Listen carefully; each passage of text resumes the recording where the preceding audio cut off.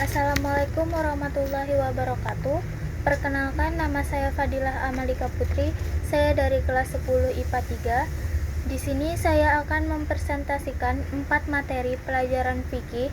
Yang pertama, transaksi jual beli dalam Islam. Yang kedua, khiyar.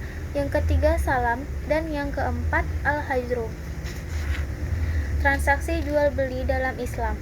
Secara bahasa, bai berarti tukar-menukar yang memberikan konsekuensi kepemilikan barang atau jasa secara permanen.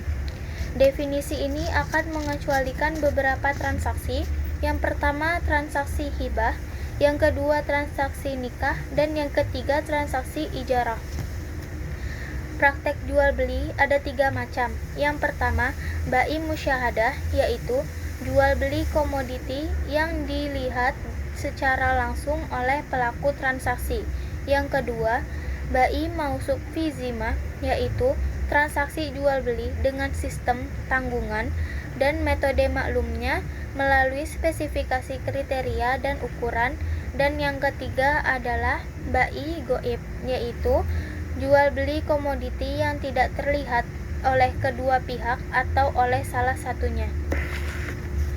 Hukum jual beli ada 5. Yang pertama wajib, yang kedua sunnah, yang ketiga makruh, yang keempat mubah, dan yang kelima haram. Struktur akad jual beli terdiri dari 3 rukun, yaitu yang pertama akidain, yaitu pelaku transaksi yang meliputi penjual dan pembeli. Yang kedua, maqud alaih, yaitu komoditi dalam transaksi jual beli yang meliputi barang dagangan dan alat pembayaran. Yang ketiga, sigoh, yaitu bahasa interaktif dalam sebuah transaksi yang meliputi penawaran dan persetujuan. Etika dalam transaksi jual beli. Yang pertama, tidak terlalu banyak mengambil laba. Yang kedua, jujur dalam bertransaksi. Yang ketiga, dermawan dalam bertransaksi, baik penjual dengan mengurangi harga barang ataupun pembeli dengan cara menambah harga barang. Yang keempat, sunnah menjauhi sumpah walaupun jujur. Yang kelima, disunahkan memperbanyak sedekah sebagai pelebur dosa yang terjadi saat transaksi. Yang keenam, sunnah mencatat transaksi yang dilakukan dalam jumlah piutang. Transaksi jual beli yang dilarang.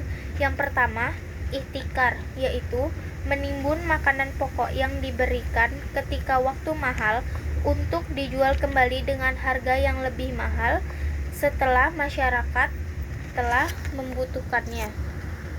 Yang kedua, najisi, yaitu menawar barang dengan cara meninggikan harga barang bukan karena ingin membeli tapi ingin menipu orang lain.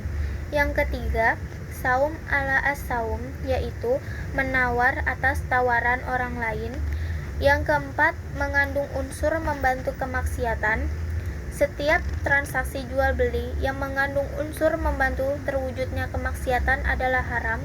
Dan yang kelima, memisahkan antara ibu dan anak, yaitu termasuk jual beli yang terlarang adalah memisahkan antara budak perempuan dan anaknya yang belum tamyiz atau anak kecil yang belum bisa mandi, makan, dan minum sendiri dengan cara dijual atau diberikan kepada orang lain. Yang kedua, khiyar. Khiyar adalah hak memilih pelaku transaksi untuk memilih antara melanjutkan atau mengurungkan transaksi.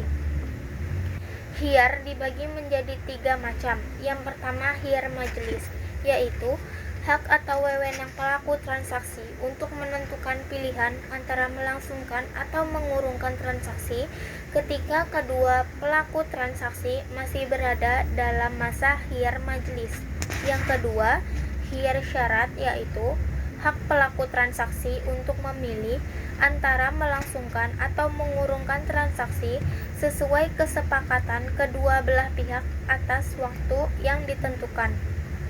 Yang ketiga, khiyar aib, yaitu hak pelaku transaksi untuk memilih antara melangsungkan transaksi dengan menerima komoditi apa adanya atau mengurungkan transaksi dengan mengembalikan komoditi kepada penjual setelah komoditi didapati tidak sesuai dengan salah satu dari 3 hal, yaitu yang pertama, sesuai dengan gaji yang disebut ketika transaksi, yang kedua, tidak sesuai dengan standar umum, dan yang ketiga, tidak sesuai dengan harapan pembeli karena ada tindakan penipuan dari pihak penjual.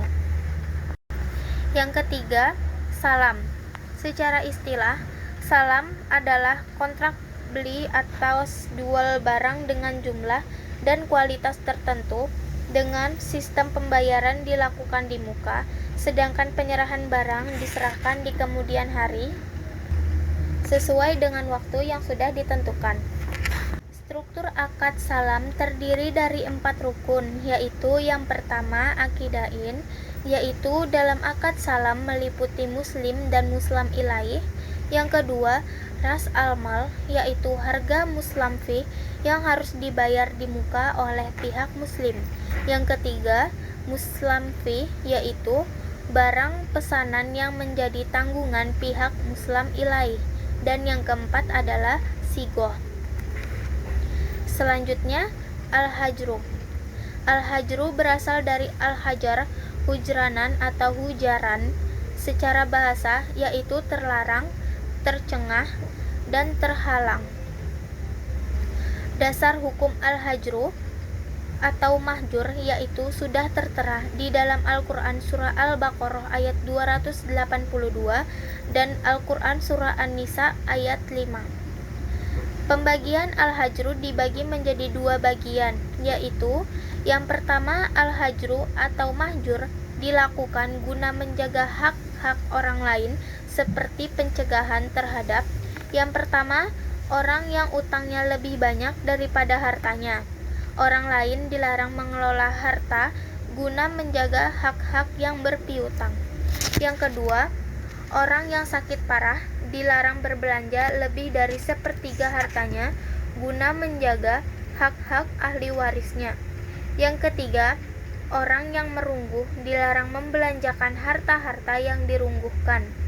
Yang keempat, orang murtad atau orang yang keluar dari Islam dilarang mengedar hartanya guna menjaga hak muslimin.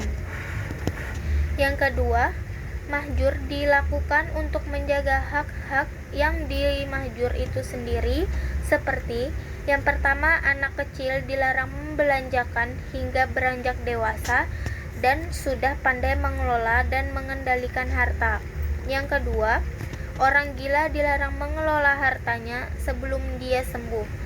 Hal ini dilakukan juga untuk menjaga hak-haknya sendiri. Dan yang ketiga adalah pemboros, dilarang membelanjakan hartanya sebelum dia sadar.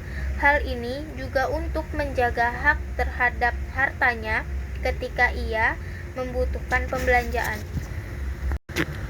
Pembagian mahjur ilaih yaitu orang yang dicengah menggunakan hartanya menurutnya terbagi menjadi 9 golongan, diantaranya sebagai berikut. Yang pertama, anak kecil.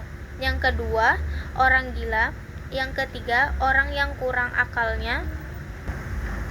Yang keempat, orang yang pailit. Yang kelima, orang yang sakit parah. Yang keenam, budak yang tidak mendapatkan izin dari tuannya untuk berdagang. Yang ketujuh, orang yang menggadaikan. Yang kedelapan, orang murtad. Yang kesembilan, wanita bersuami. Hikmah al-hajru yaitu apabila ada anak kecil, orang gila, dungu, dan pemboros distatuskan mahjur alaih, maka hal itu semata-mata untuk menjaga kemaslahatan diri orang yang bersangkutan, agar segala kegiatan muamalah yang mereka lakukan tidak sampai ditipu orang lain. Demikian juga hal orang yang jatuh pailit dan orang yang sakit berat. Tidak dibenarkan bertindak secara hukum yang bersifat pemindahan hak milik, agar orang lain tidak dirugikan yang masih berhak atas hartanya. Khusus bagi orang yang sakit keras dikhawatirkan bahwa pemindahan hak kepada orang lain akan merugikan ahli waris, sedangkan masa depan anak dan cucunya harus diperhatikan. Sekian presentasi dari saya. Maaf atas semua kekurangannya. Wassalamualaikum warahmatullahi wabarakatuh.